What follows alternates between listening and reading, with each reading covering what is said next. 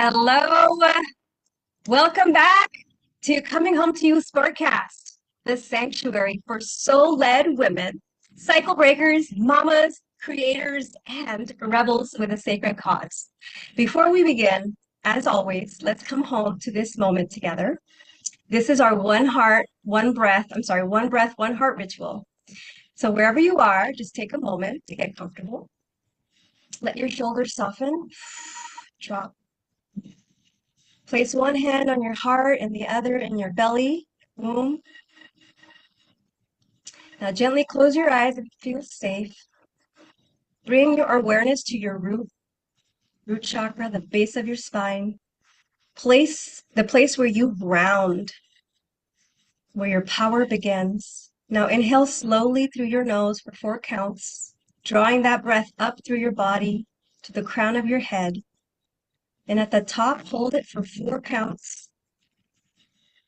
And as you exhale, through pursed lips for 6 counts, blowing out a candle, feeling your breath anchoring you, softening you, awakening you. Now imagine a golden light in front of you, radiant, warm, alive. Breathe it in through your heart. Let it settle into your chest. Have it feel yourself grounded. Feel yourself held. Feel yourself ready to receive today. And now with one breath, one heart, we begin.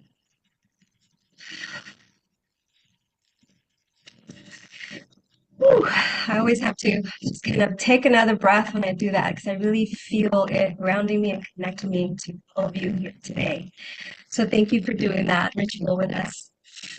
Today, we're diving into the power of the bounce.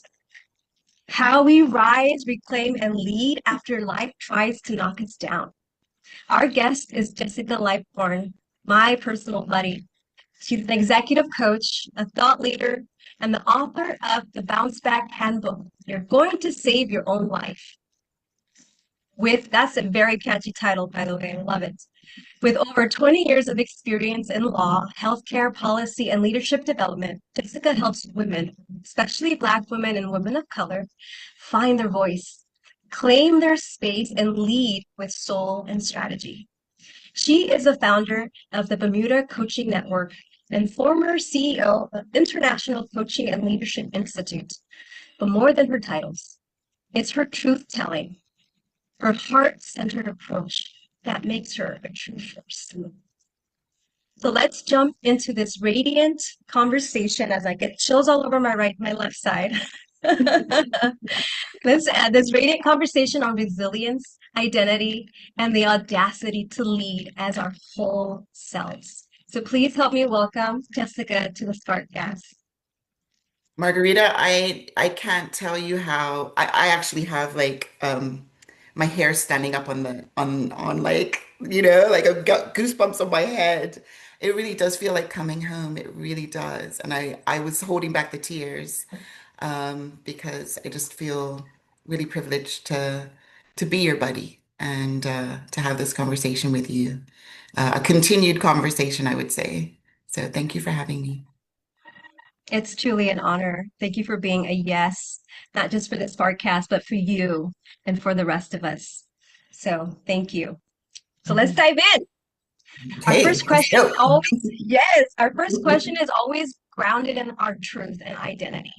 So it's the deep rooted start of where everything begins. So your work, Jessica, is so deeply rooted in the power of self-awareness and authenticity. Can you please share with us a defining moment in your journey where you had to make the choice to lead from your truth rather than your title? Yeah. Yes, I had a breaking point. I guess, they always say, and I always say, breakthroughs come after breakdowns. And so it was really my breakdown. And so I can look back now and think, okay, that was a gift. But in the moment, it was the most terrifying thing that I'd ever done. So I may talk about this a little bit more in terms of the context of the build up to this. One of the build ups was a 10-year marriage that was very unhealthy and emotionally abusive. And then I moved into the corporate world where I continuously was in a situation where I was bullied. And so I kept on thinking, do I have like bully me on my Mm, forehead? Like, how do people know that I'm the one that they can go and do this to and get away with it? And so, and oftentimes I think when that happens, when you are maltreated or not dignified, you internalize it, or at least I did. Every time it happened, I'd be like, why me? What did I do? There must be something that I'm doing that's telling people that this is okay, right? And so I had moved to this new job, a dream job, really. It was a job in the field, in this field, right? Learning and development. And I was so excited to be there. I had lost both of my parents, so I was still feeling very raw. And my boss at the time kept on not only bullying me, but bullying my whole team. And there just came a point where she was doing it to me, and I just thought, no, not again. Hell no, not again. I am not doing this. Not again. And so I had been, I've always had a coach. I will always have a coach. I would say, I don't trust coaches who don't have coaches. mm, Um, and so I'd been working for years on becoming more assertive, becoming braver, becoming more confident. And I was luckily surrounded by really beautiful people. And yeah, there came a breaking point where I said no, and then I got into action. And with my heart racing, with my palms sweaty, shaking, trembling voice, I decided that I was going to report it. I was going to put it in writing. And by the grace of the universe, God, higher force, my practice of journaling supported me because I actually had documentation to back up everything that I said. And so through that journey of the not again, not again, I actually did go through a transformation. It was during COVID. We were working from home, so that I felt even more isolated. I did have really amazing friends and colleagues who supported me, but there were times where I just sat alone in my bedroom, crying, thinking I can't handle this. And at that moment, I went like this and I said, I can't do this without you. Help me. Can't do it without you. Oh, my hair's standing up on the top of my head again. And I hadn't done that ever before. I never really just said, I can't do this. Please just help me do this. I can't do it. And after months and months and months of going through investigations and interviews and being alone and just having to be patient with no communication on progress, the result was positive for me in that she never got to come back. And so what I learned in that moment, I'm still learning it. It's a practice, but what I learned in that moment was to trust the power of my voice, to trust the power of connection with my tribe, and to trust the power of connection with my higher power who makes all things possible. And so I didn't do it alone. I had a lot of support, but my breakdown became my breakthrough. mm. And what I heard too there was, you know, the breaking point of like, it has to stop. And I love that what I heard there too is that you surrendered. You really, I got chills too when you did the whole I looked up and I asked because I had a moment like that too. So I really connected to that. And that was the part that I heard that you really were like, I know I can't do this alone. And you knew in that moment too, like I'm not alone. So what haven't I done yet? Ask for help, ask for support. And I love what you said about the power of your voice. And I think a lot of us feel that we don't have a voice or that we can't share our truths because what makes us more important than the other person? And so using your voice is very powerful. Absolutely. And I think a lot of that too is overcoming the stigma or the story and then learning how to reframe that idea or that story so that you can find yourself in an empowered state, right? And that's where you start rising into the truth of who you are. And it's like you said, it's not a one and done, it's a devotional practice, it's a ritual. And that's what the Sparkcast is about. It's about showing that because I felt like I was broken. Why do I keep having these breakthroughs just to go back to the same pattern or having it happen over here? And it's like, it was so frustrating.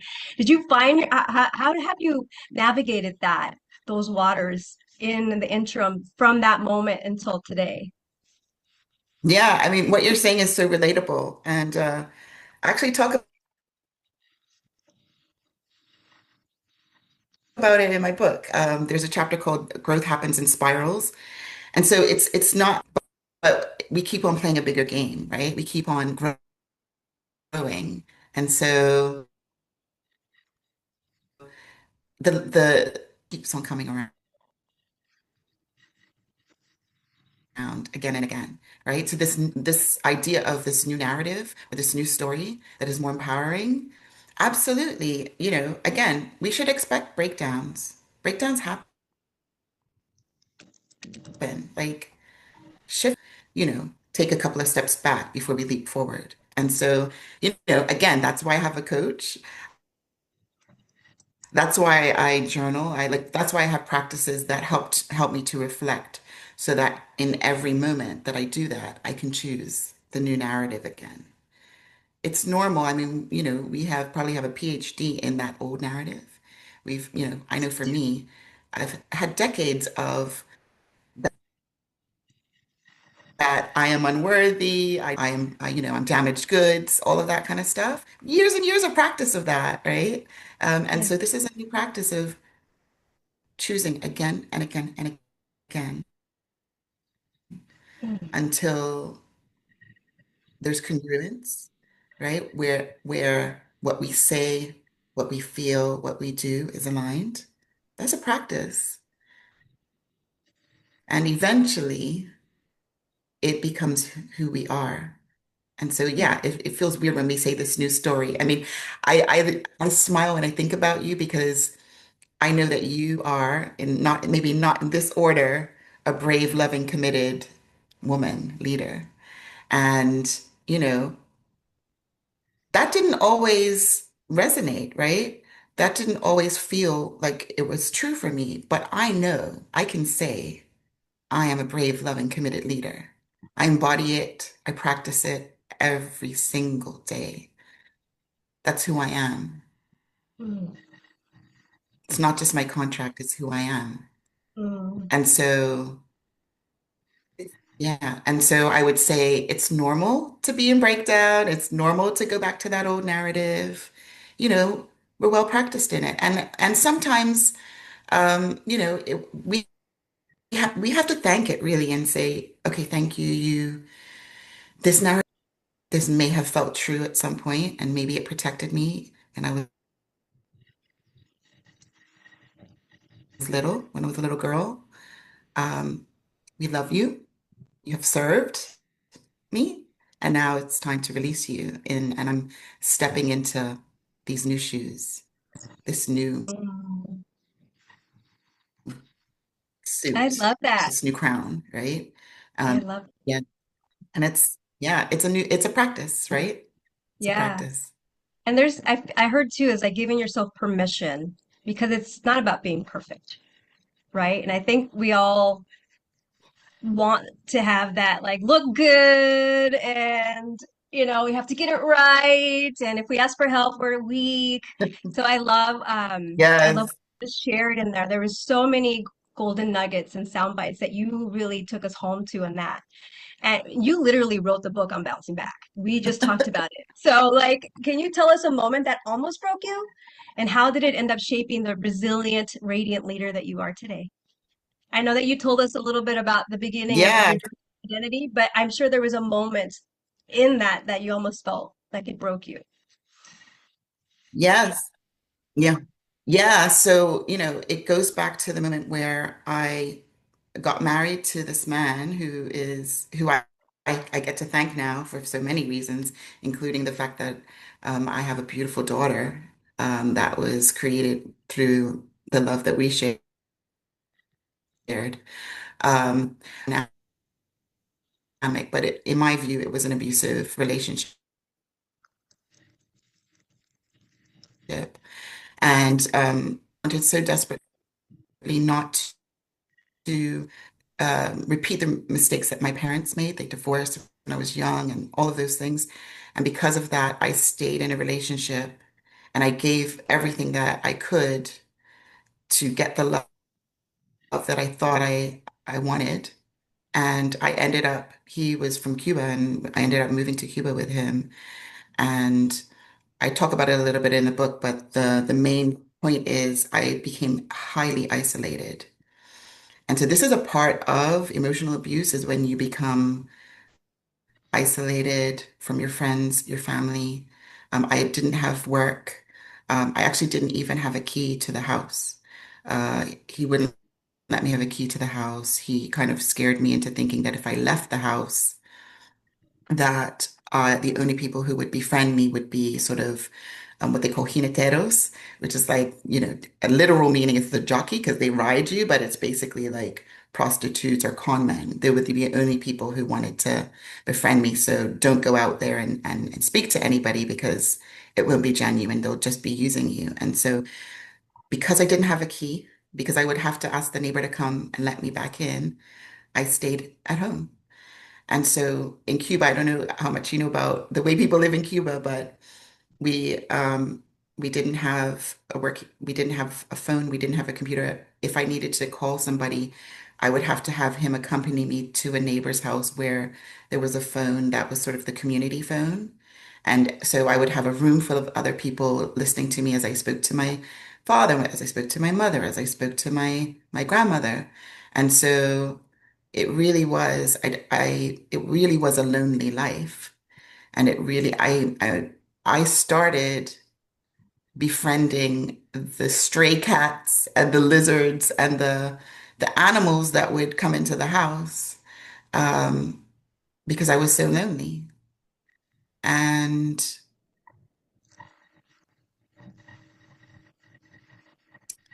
I didn't die, but my soul was dying. And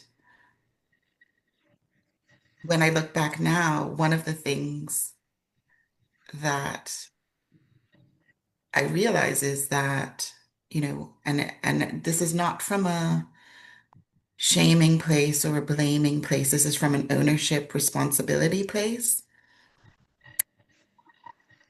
I realized that my pride and the thought that I made this commitment and I didn't have any choice, like this was the bet that I had made, now I have to lie in it, prevented me from making another choice that actually would have served me. And I think about there was a pivotal moment, and it probably sounds really trivial, but we had just gotten married and had just moved to Cuba, and we were fighting over who was going to wash the dishes. And he was telling me, it's your responsibility. The house is your responsibility. Everything to do with the house, everything to do with the food, everything to do with this is your responsibility, including the dishes. And he basically said to me, if you decide that you're not going to do the dishes, we might as well get a divorce now. Yeah. And so in that moment, because he knew how much getting a divorce was the absolute opposite of the dream that I had for myself, the standard that I had for myself, he knew. how to leverage that. And so in that moment, I should have been like, F you, I'm out. And that didn't happen. What happened was I submitted completely. And from that moment on, I decided that whatever he told me to do or asked me to do or demanded, I would do. And so little by little, I chipped all of my dignity, all of my power, my soul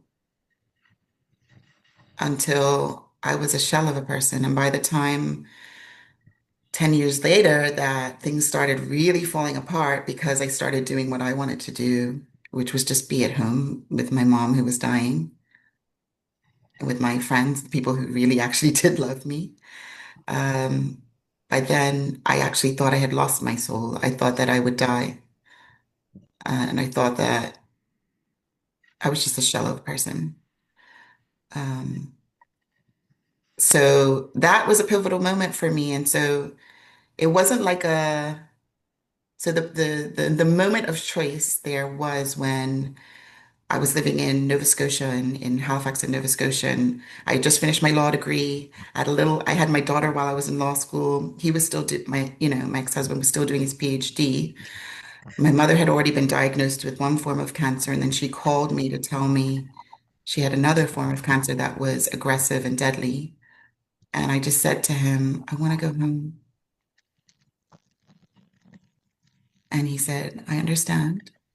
He was machista macho, right? Like he wouldn't have he didn't say I don't want you to go or whatever. He just said, I understand. And then everything, it was interesting. There were two spirals happening. The first spiral was the devolution of that relationship. It just got worse and worse to the point where we were like throwing our wedding rings at each other and he was yelling and beating his chest and um he still, because of his pride, didn't say, please don't go. And I think maybe he knew that even if he had asked me not to go, I would have still gone. Because what happened on the other side was the spiral of the universe coming up to meet this desire to live. Hmm. And so what happened was everything started falling into place. An apartment showed up really quickly.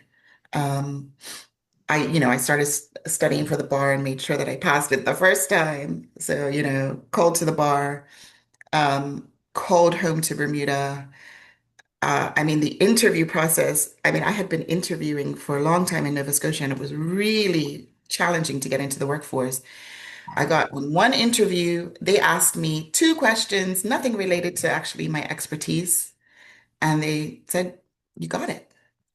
I had prepared the night before for hours and hours and hours, but it doesn't matter.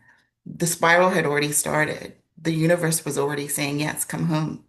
And, and even to the point where, the HR person had sent me the wrong contract and what they had initially asked me to, to accept as my salary, it was actually higher. And so I was able to negotiate a higher rate. Everything just started working out.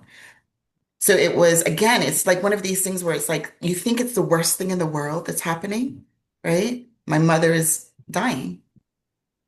And yet it was the gift that set me free. It was the love for her. And that's my experience, I think. It's like when you finally tap into the love, either for yourself or for someone or something that you love, the fear is weaker than the love and the passion. And in that moment, I was like, that's my mom. That's my best friend. Like, nothing's more important than that. And so it's those moments where you think you're hitting rock bottom, you think you're losing everything. But I think sometimes you have to lose everything to gain everything, gain what matters. And there's nothing and no one that matters more than you.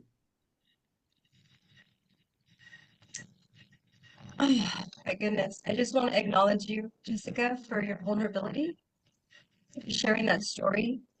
It was so heartfelt. I saw so much of myself in there. Um, I think a lot of us can relate to a time in our lives we felt like a shell. I know at least I did. Um, so much to unpack there, but it just goes to show your inner resilience. And what I heard you say is when you chose life and love is when everything started changing. And what I also heard is then when you were listening to the truth of who you were, things were just serendipitously coming to you like you were a magnet, almost like God and the world was waiting for you to Yes. be a yes to you. Yes. Oh my gosh, I didn't know I was gonna cry. I'm like, where are the tissues? I know I don't have tissues too. I was like, I don't want to get up in the middle of this to get a tissue. But the sacred tools that we develop to help us are really what keeps us going. So, can you share with us what rituals or mindset practices keep you grounded as a leader and as a woman navigating the high stakes spaces, and what helps you return to yourself when things feel overwhelming? Yeah. Ooh, that's such a wonderful question, and I've got an infinite number of tools. But the ones that are my non-negotiables that I go back to again and again are these probably sound really simple, but they're actually really powerful. The first one is my journaling practice. And it really is, I think, one of the things that, one of the reasons why we have work, one of the reasons why the work that we do is so powerful is most people don't take time to reflect. Most people are just automatically going on and, fulfilling, what they need to do for the day, in survival mode.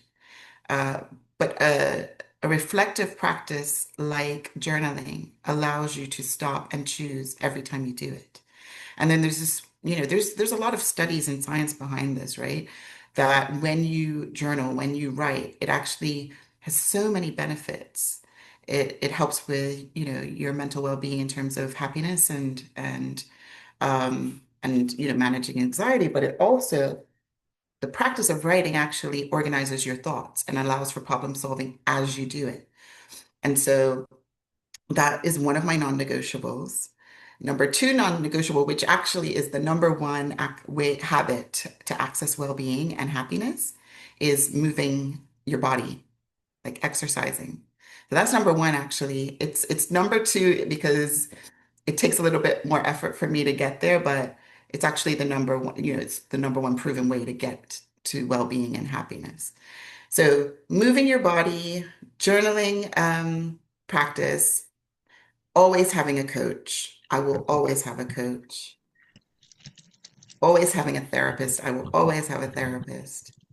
And then the new practices that I've co-created with my coach is hashtag sleep first, which it could be hashtag well-being first. And it is kind of like a mind F, right? Where it's like, no, we got to work and then we get to rest. Oh no, we got to work and then we get to eat. Oh no, we got to, work and then we get to sleep. No, we have been bamboozled.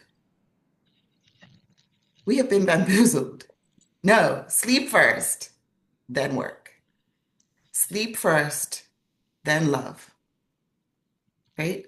Sleep first. So well-being first, like as a practice, it's actually the foundation of our success. When we are not well, we have limited access to power and possibility. And when we are well, whatever that means, right? Because it's different for everyone. But when we prioritize our well-being, mind, body, spirit, financial, relationship, career, vocation, all of those things, when we are prioritizing our well-being, we are allowing for more access of our power, more access to possibility, more access to connection, which is absolutely hugely powerful. So I could go on, but those are like my non-negotiables. Yeah, so journaling, well-being first, movement as medicine, and always having a coach and therapist for you. Yes, get And supported. yes, get supported. You don't have to do this alone because you're not alone. Just Yes, ground you in that you are not alone. you're not Um, alone. and I love what you said about when you're in your well-being, you really get to access your power. And I see that so true because when you're stressed out, you're anxious, or you're tired, or you're sick, like you really don't have the capacity for more. And that overwhelm comes in. And then, like, you just feel even worse about yourself. So then you go into the spiral of, like, oh my gosh, I'm a loser, like, why can't I get this right? So I love that. Sleep first, then work. Sleep first, then love. Beautiful. I love how you put that. It seems so practical and easy for anybody to just hear it and the truth of Yes, what it is. So thank you yeah, for presenting it that way. Um, so you talked about community, right? Having a coach and having a therapist. And I do believe community is so important for us to feel that belonging, right? Feeling included, and then also seeing how we impact one another. So you coach women of color through some of the most isolating spaces, from corporate systems to entrepreneurial burnout. What does true belonging look like to you? And how can we mm, create a safer, more authentic space? yeah. That's a great question. And I don't think there's one answer, but I'll give you sort of a few anecdotes of women who I've coached and sort of the results of the coaching.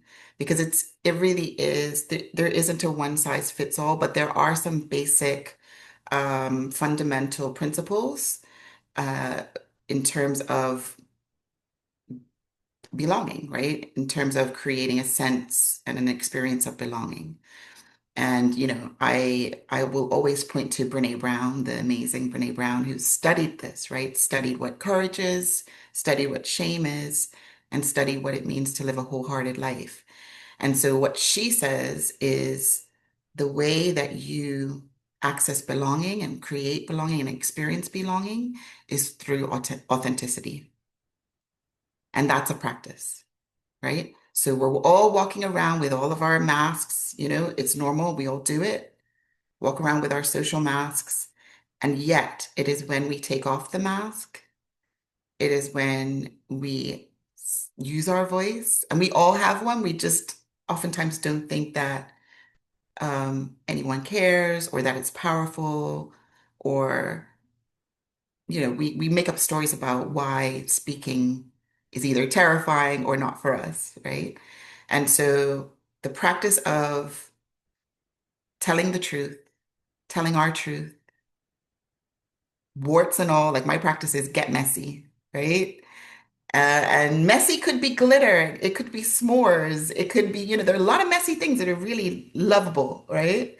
So, get messy. It doesn't have to be perfect. And, that her book, The Gifts of Imperfection, has really been a great resource for me in that idea of you don't have to be perfect. In fact, there's power in not being perfect. There's life in not being perfect, and there's connection. Vulnerability creates connection. Vulnerability creates relatability. If you are looking picture perfect, yes, there's a lot of aspiration in becoming, looking the best and whatever. But the reality is, the more real you are, the more lovable you are, and the more human you are, the more you can connect with other humans. And so I'm saying all that to say,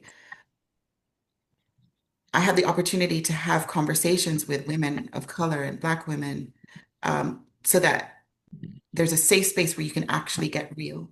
And getting real might be, I don't want to be here with all these white folk who don't get me. This is not my space. This is not my people. And so getting real might mean, I don't want to be here. I want to go somewhere else, right? So I've had clients who have had this aha moment of, I don't want to be here. And through conversation and co-creation, understanding that there are other options. In fact, there are other options where you can thrive and create an ecosystem where it's aligned. And it might be, yeah, I want to be here. I want to be at the table. They need my voice at the table. And so I want to be here. And so belonging in that sense might be, okay, your boss is a white man. What possibly could you have in common with this white man, right? And supporting my client to start actually discovering what you could have in common with this white man. Because I guarantee you, you have some things in common with this white man. And so encouraging women, you know, intentionally, strategically, wholeheartedly, thoughtfully, starting to explore connection in a new way. I had one client who's like, I was like, well, tell me about your boss. Like, what could you have in common with him? She's like, well, he always brings in cookies and muffins and he bakes them himself. I know his wife doesn't do it. And I love to bake. And I'm like, amazing. You have something in common. I guarantee it. You know why? Because he's a human being and we're a human being. And so ultimately, the bottom line is when you show up as yourself and use your voice, you will find connection. And sometimes you'll find it in the most unlikely of places. And you will get data, right? Not everybody is your people, and that's Mhm. okay. You'll get the data. You get the data on who is aligned and who isn't. And so the principle, the bottom line is get real. And if you don't know what getting real looks like, because I know I've struggled with it for years about, well, I know what everybody else's truth is. I know what to say. I know, what everybody else loves. I know how to agree with that. I know how to live like that. But actually, what do I want? And sometimes it's the access to that can be, I know what I don't want and flipping it. And sometimes it's like in those moments of despair, actually, it all comes out anyway. When you're tired and hungry and mad, the truth comes out. But ultimately, it's get real with yourself and then say it out loud to somebody that you trust. That is fundamentally how you will start belonging. Mm. I really love that you said authenticity, or what was it? Yeah, authenticity creates connection, belonging, right? And I think a lot of people don't really understand authenticity. It's like authenticity, but being responsible, loving, and caring, right? Not just being bold and crass and saying what you want. And what I also heard you say was um, boundaries, like having boundaries and respecting yourself, like where you want your energy to go. Is it draining or is it uplifting? And I Yes, think a lot of us put ourselves, we want to people please and we say yes to things that our soul is saying no to. And then we wonder why we're not aligning with the situation. Something bad goes on, or something else we would have missed that was perfect for us. We didn't have in our awareness because we were doing this other thing we didn't want to do. So I loved that you're putting back the responsibility in us. And what I also heard you say is that if you want to create connection and belong, it's your choice to start first because you're teaching these women to find a commonality that they have with someone else so that they can connect, right? Create like a true something that you can start building.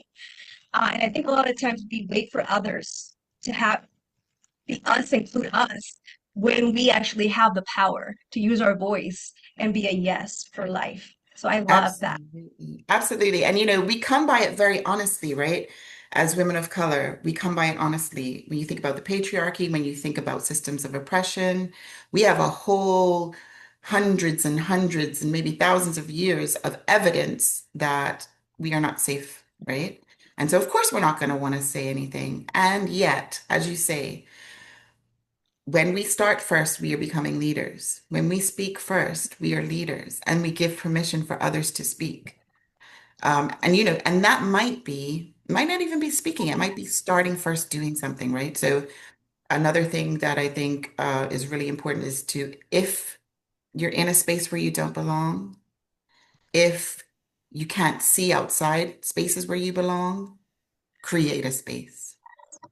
If you don't have a seat at the table, create a table, right? Start first, speak first. You get to go first. And when you do that, you're giving other people permission to do the same and to meet you. It's like almost like, a high five. You reach out and then, right? And then you're giving somebody permission to connect with you. But if you don't put your hand up, nobody else is going to put their hand up to meet you. And so it can be scary AF. And that's, the practice of getting messy. Sometimes people are going to put their hand up. Some people are going to be like, no, thank you. And that's okay. They're not your people. And that's okay. I love the way you say that. It's not your people, and that's okay. There's just something so loving and open about that because I, for the longest time, had the whole, I might still have remnants of it, and I'm working on it, having, being validated by everybody, being liked by everybody, to the point it was a detriment to me. It would really stop me in my tracks. It's like, 10 people love me, but one person doesn't. Why does that one person not like me? Like, I need to make that person like me. And it was like really debilitating. And it stopped me really from showing up. And I would percolate and percolate, like, what did I do wrong? Why don't they like me?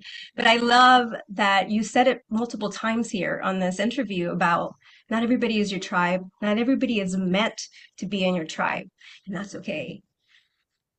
Yeah. And the other thing that was so powerful and actually almost made me cry was when you said, if you don't have a space or a table, create yours. And I think that's what I'm doing here. And that's what you did too when you finally stepped into creating your own coaching business because you saw that there was a need to really empower these women. And so there's just so much power in that. When you show up, and you are definitely the permission for others. So, as far as showing up and giving permission, the women listening out there who still feel lost, that where she's lost herself in survival mode, or maybe lost herself in achievement or people pleasing, what would you say to remind her that she's not broken, that she's becoming? Yeah. I would say lift your head up and notice. Start looking out instead of in, because right now you can't trust that itty bitty shitty committee that's in your head. I would say you are perfect, whole, complete, and fully resourceful. I would say you are loved. I would say there's hope. I would say stop, breathe, and choose love, choose passion, choose well-being. I would say you don't see it yet,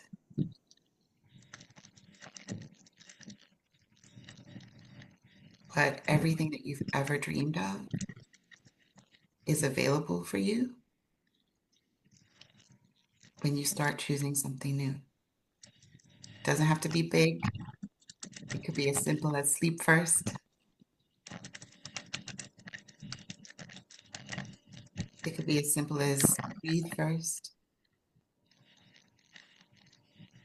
But I would say ultimately, you are your best thing, period. You matter the most, period. And you cannot be who you want to be for anybody else until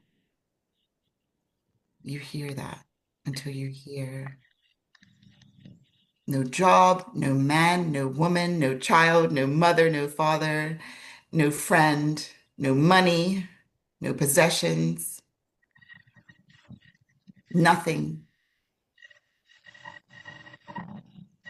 Nothing is more important than you. And you can't get any of that until you understand that it's you first.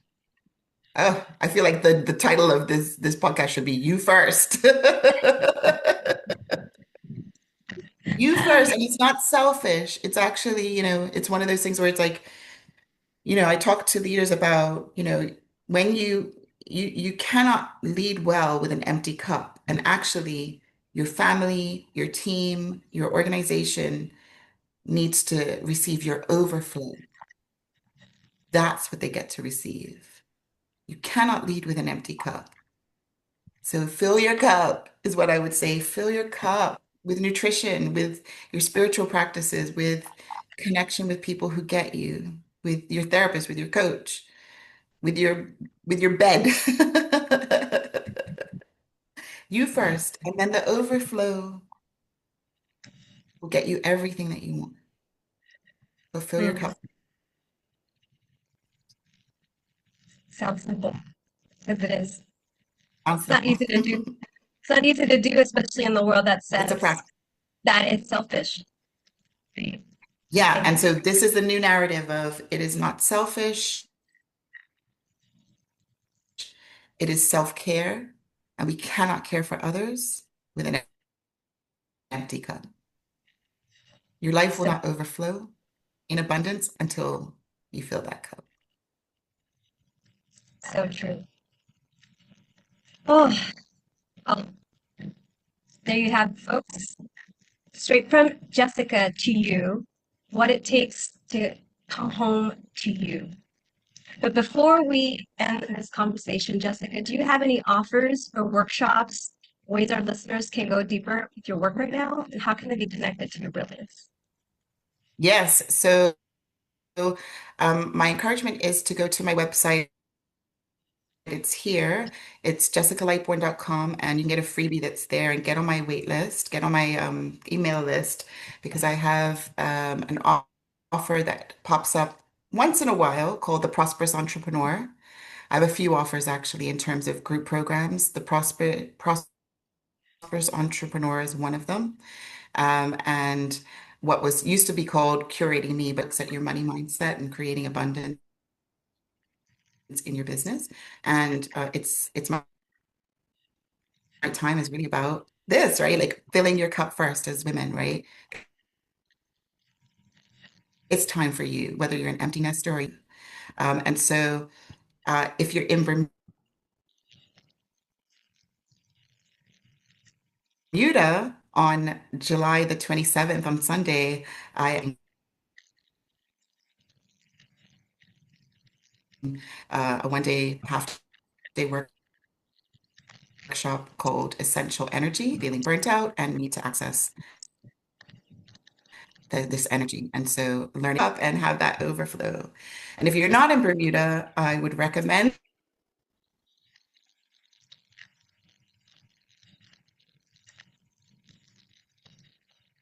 the Bounce Back Handbook. I lead in terms of my own journaling practice. I have a journal as well on Amazon called And the Day Came. So there's many ways, there's freebies, there's ways that you can sort of get more. And it doesn't matter what your price range is. And of course, if you want me to coach you, you can get on my wait